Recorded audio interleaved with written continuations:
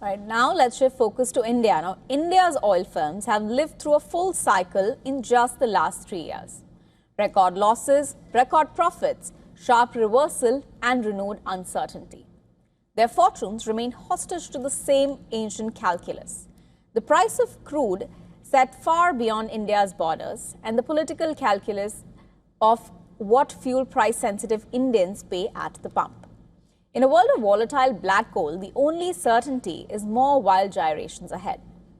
India's Petroleum Minister Hardeep Singh Puri, while assuring of fuel supply and enough reserves to last at least 2 months, raised concerns over the steep losses for oil marketing companies from the Iran-led crude spike of over 50%.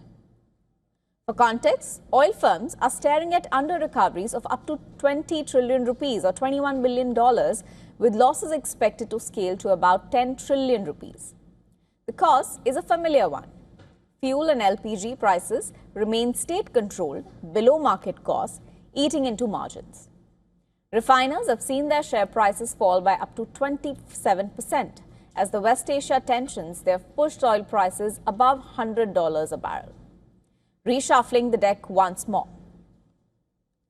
My oil companies are losing 1,000 crores a day.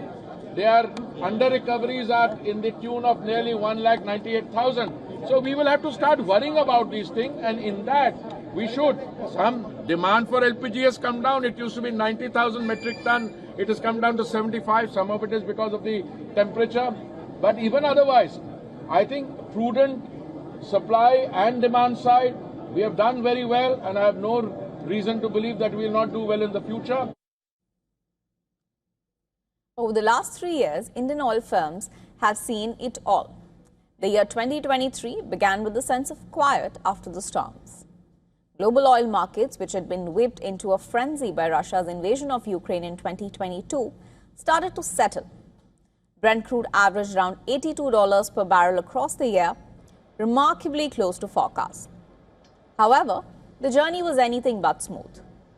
For India's state-owned oil giants, 2023 was a year of spectacular recovery, having bled through most of 2022 by selling petrol, diesel and LPG below cost while global crude prices soared.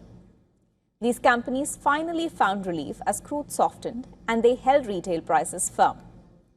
Indian oil retailers collectively reported record profits totaling about 81,000 crore rupees in the FY 2023 to 24. That was well above their annual earnings of over 39,000 crore rupees in the pre-COVID crisis years. Then came 2024. Brent ended the year about 3% lower, finishing at around $74 per barrel. While Indian oil firms posted significant profits in FY25, it was a steep slide from the blockbuster earnings in FY24. Despite the volatility in recent quarters, combined profits of Indian oil firms have more than doubled. So Puri's latest concern on oil firms' losses and Prime Minister Modi's appeal for economic nationalism and the measures, they have sparked a fierce public debate.